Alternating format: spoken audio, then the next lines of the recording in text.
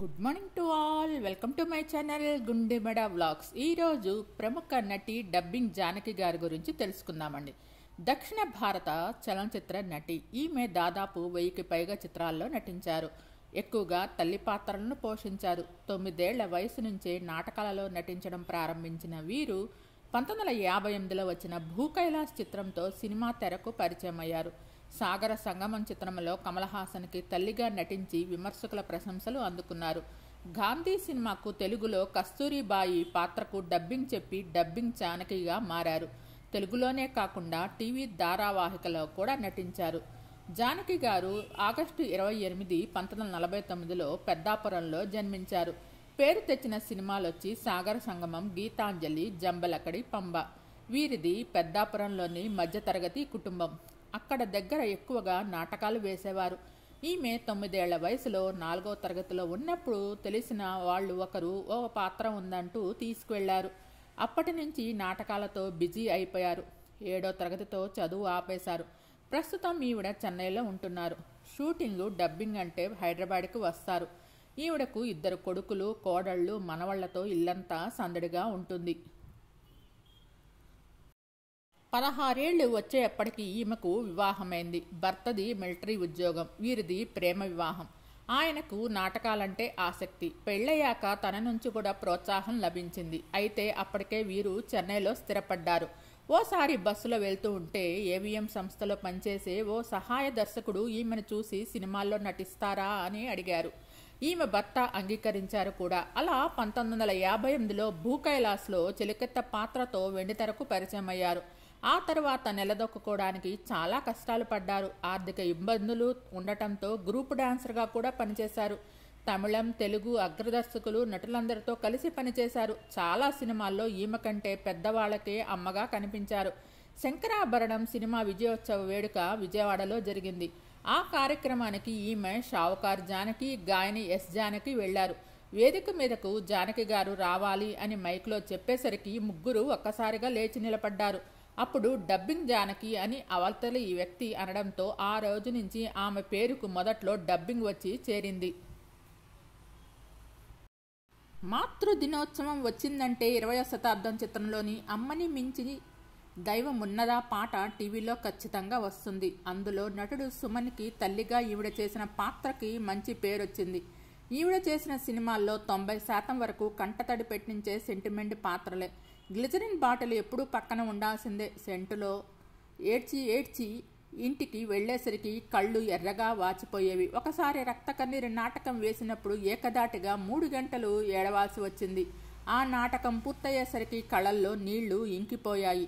ఈవిడ నటించిన సినిమాల్లో బాగా నచ్చినవంటే జంబలకడి పంబలోని పాత్ర, రామాయణంలో పిడకల వేట సినిమాలోని గయ్యాళి అత్త పాత్ర కూడా మంచి పేరు తెచ్చిపెట్టింది. సెట్టులో మర్చిపోలేని సందర్భం అంటే నిండు సంసారం సినిమా చిత్రీకరణలో ఈవిడ చెట్టు మీద నుంచి నీళ్లలో దూకాలి. అసలే ఈవిడకు నీళ్లంటే భయం. దర్శకుడు చెప్పినప్పుడు కాకుండా ముందుగానే దూకడంతో డూప్ ఆర్టిస్టు ఈవిడను పట్టుకోలేదు, నీళ్లలో పడిపోయింది. తరువాత యూనిట్ సభ్యులు కాపాడారు. కానీ నీళ్లు బాగా మింగటంతో స్పృహ కోల్పోయారు. ప్రాణం పోతుందేమోనని చాలా భయపడిపోయారు. ఈవిడ నటించిన చిత్రాలు వచ్చి గీతాంజలి, సాగర సంగమం, అసాధ్యులు, జీవన వేదం, గోకుల, కృష్ణుడు, 20వ శతాబ్దం, చెవిలో పువ్వు, అనసూయమ్మ గారి అల్లుడు, ఆలయ శిఖరం, హోమం, ఫైలం పిలగ. ఇది 2024లో తీసిన సినిమా. నటనలో 65 ఏళ్లకు పైగా అనుభవం కలిగిన నట శిరోమణి డబ్బింగ్ జానకి చెప్పాలని ఉంది కార్యక్రమానికి అతిథిగా వచ్చి ఎన్నో విశేషాలను పంచుకున్నారు.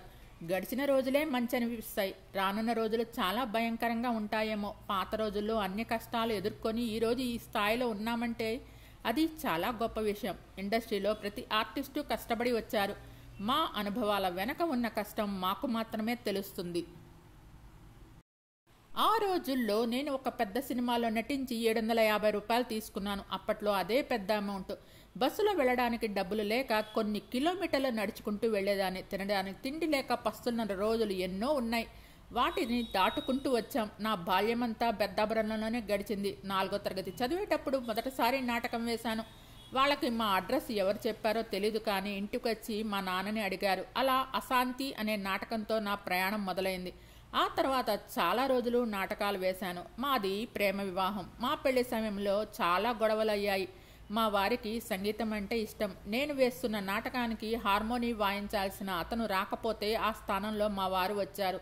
అలా నా నాటకంలో భాగమైన అతనే నా జీవితంలో భాగమయ్యారు. నాటకాలు వేయకూడదు, మిలిటరీని అతన్ని చేసుకోకూడదు, గృహిణిగా ఉండాలి. నా జీవితానికి నేను పెట్టుకున్న షరతులు ఇవి. కానీ ఈ మూడూ జరగలేదు. మాకు 3 పిల్లలు.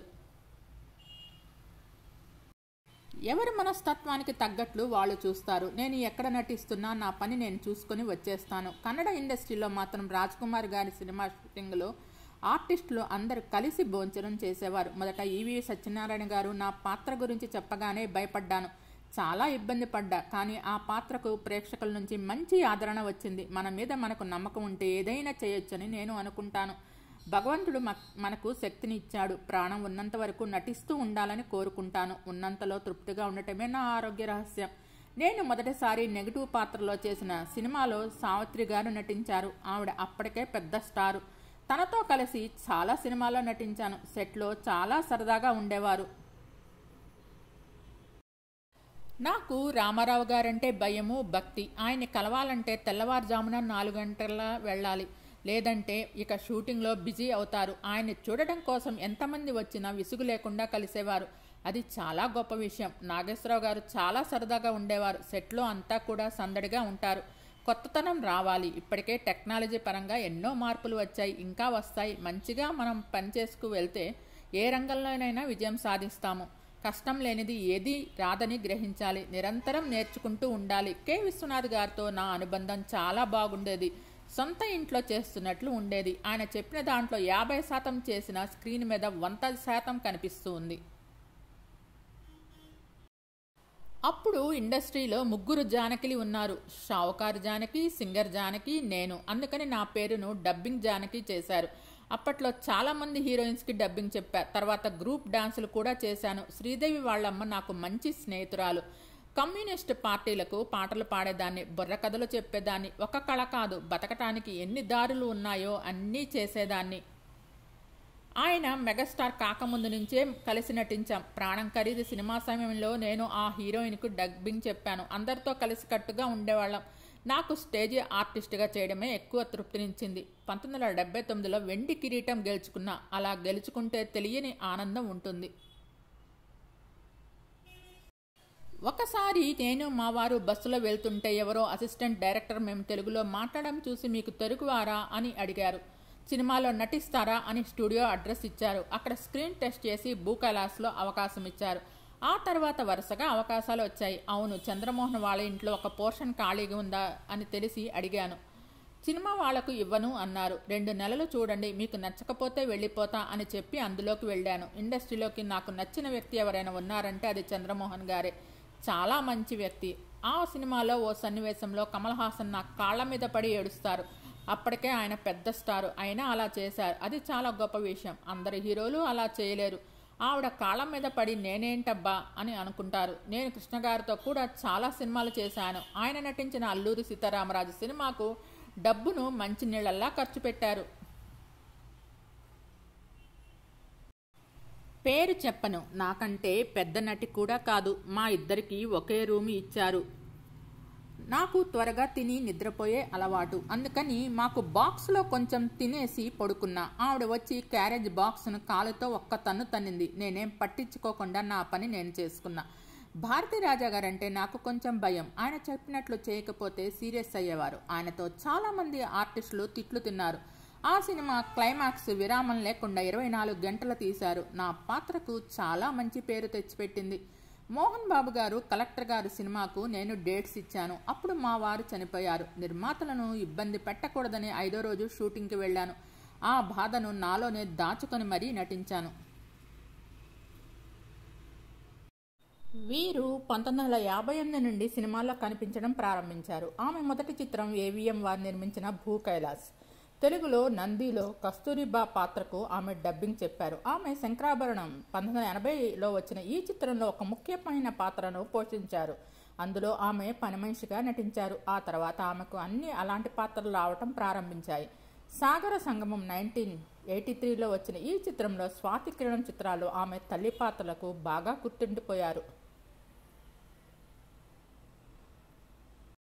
పలు టెలివిజన్ సీరియల్స్లో కూడా నటిస్తున్నారు. సూర్యకాంతం, ముత్యమంత ముద్దు, శతమానం భవతి, గీతాంజలి, గుండె నిండా గుడిగంటలు ఇది ప్రస్తుతం ఇంకా టీవీలో వస్తోంది. పౌర్ణమి, అత్తో అత్తమ్మ కూతురో, శిఖరం, చిన్న కోడలు, శశిరేఖ పరిణయం, జానకి, దైవం, ఓ శ్రీ కథ తదితర తెలుగు టీవీ సీరియల్లో కనిపించారు. తమిళ టీవీ సీరియల్స్లో కూడా నటిస్తూ ఉన్నారు.